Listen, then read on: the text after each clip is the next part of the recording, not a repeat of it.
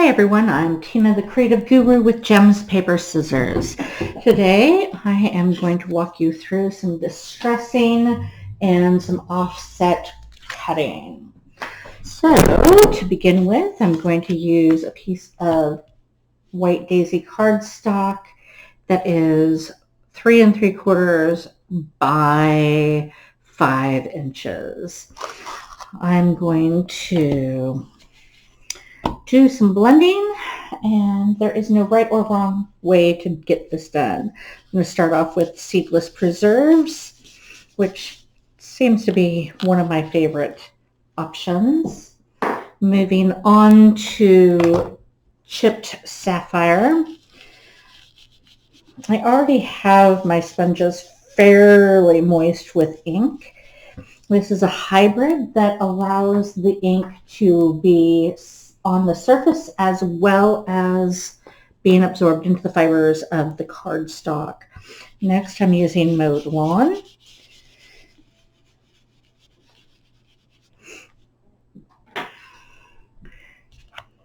Now on to, let's do mustard seed.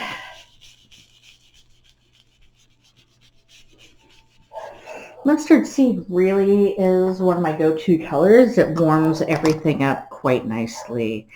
Now I'm going to shift over to some spiced marmalade, which is, again, I love bright, vibrant colors. So I'm drawn to yellows and oranges and reds. And finally, I'm going to use some candied apple.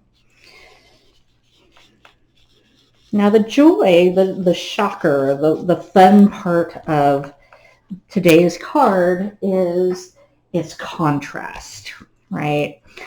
The options of mixing shapes and directions, as well as adjusting the color spectrum. So I'm going to bring in my paper trimmer and do some random cutting. And in each space that I'm going to trim off some paper, I'm going to actually trim off an extra little 1/4 of an inch so that there's a gap between my pieces.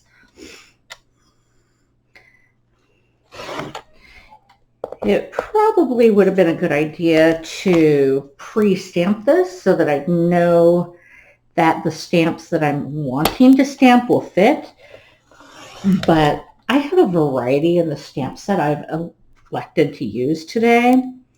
So, although this one's going to be a fairly large piece right there because I want it the center of my image.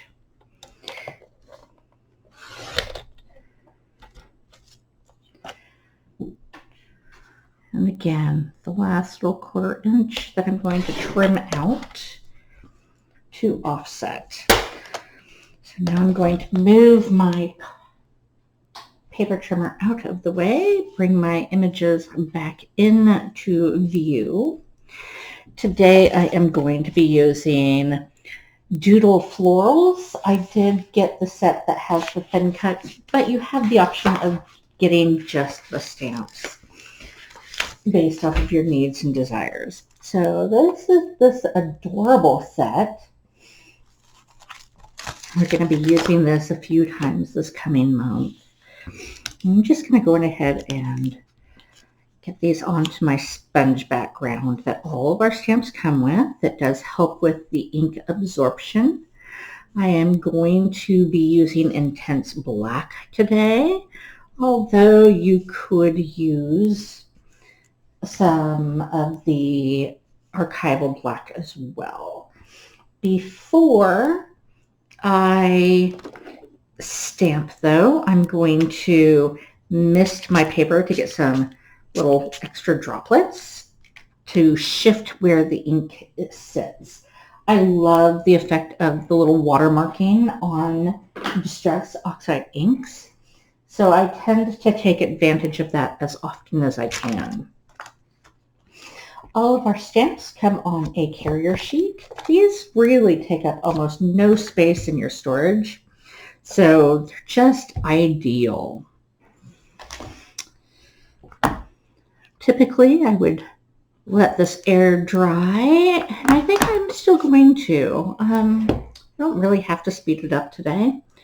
So let's go ahead and just play around a little bit. I'm just taking different sizes of stamps and putting them onto my image here. And as I stamp, I'm going to take my stamp chamois, clean it off before I lift it off to put back onto the carrier sheet. Let's see here. That's a little, well, that'll fit. So I currently have a 2x2 and a 1x1 stamp block handy that I'm going to alternate between. And I'm just playing with this. There's no, I'm really doing this fairly random. I'll have some bigger ones. I'll have some smaller ones. I'll have multiples on one strip. I'm going over the edge intentionally on some of these, but I'll probably not use any one image more than once. Just because I don't need to. And let's go ahead and go way over on that. And I'm going to double stamp this because I want kind of a shadowy image on that one because it's so big. Just like so.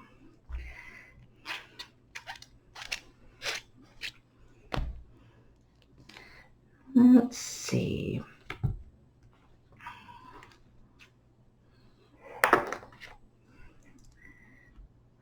I think I've got 3 or 4 different smaller ones. And you notice how I brought that over so that they actually overlap onto the next sheet.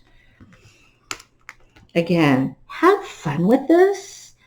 There is no right or wrong way. I'm going to be offsetting these on my card base.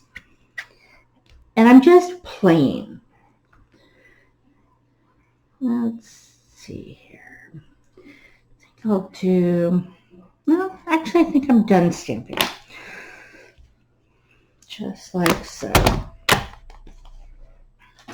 Now I'm going to slide those off of my sponge sheet. Close up my stamps.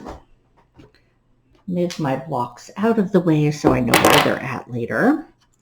And bring in a piece of black cardstock. And what I'm going to do is I'm going to use adhesive to place these where I want. I'm going to alternate so that some of these are going to be flush using the tape runner, and some of these are going to be raised up using thin 3D foam tape. So again, it doesn't take a bunch, but I tend to use quite a bit just because I want my cards to last for eternity. So just like this. Now I'm going to peel off my adhesive.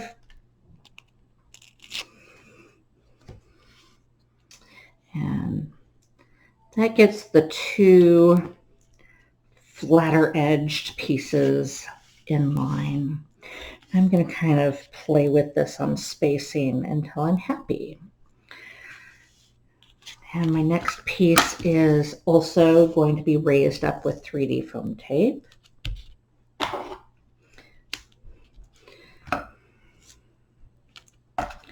Just like so. Typically, I suggest cleaning up the ink off of your messy mat. Today, I'm not doing it because part of the fun of this card is the mix-ins and the layers and the playfulness and the lack of perfection. So I'm going to have that one higher up. And this one's going to be flush using standard tape roller adhesive.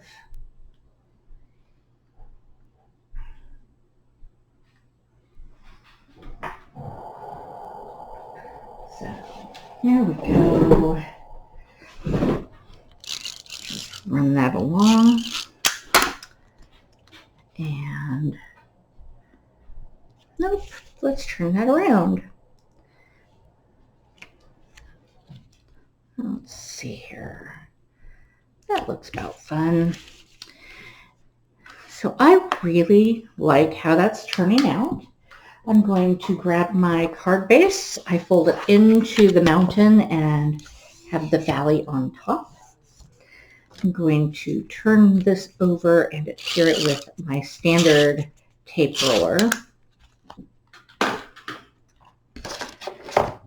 And then just going to plop this on here fairly evenly. I want to add a little bit of sparkle, so I'm going to take my raspberry shimmer pen and open that up.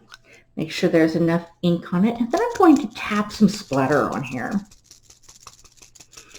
just to really give it a little bit of a boost. There we go.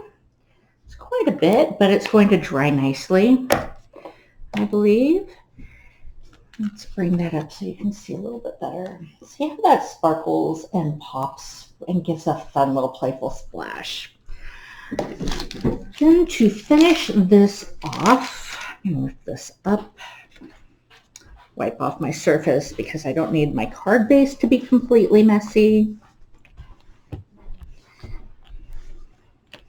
A towel, a rag, your shimmy works all really well.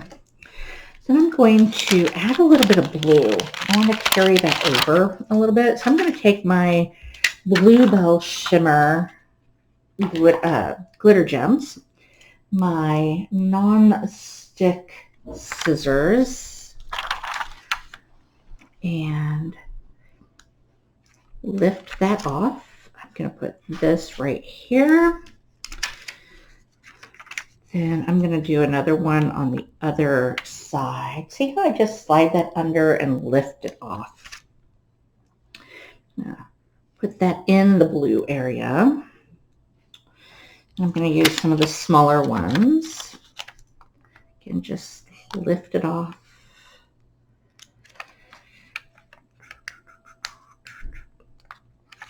And put this one on the flower.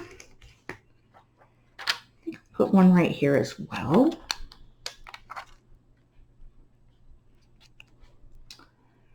And I think it needs one more.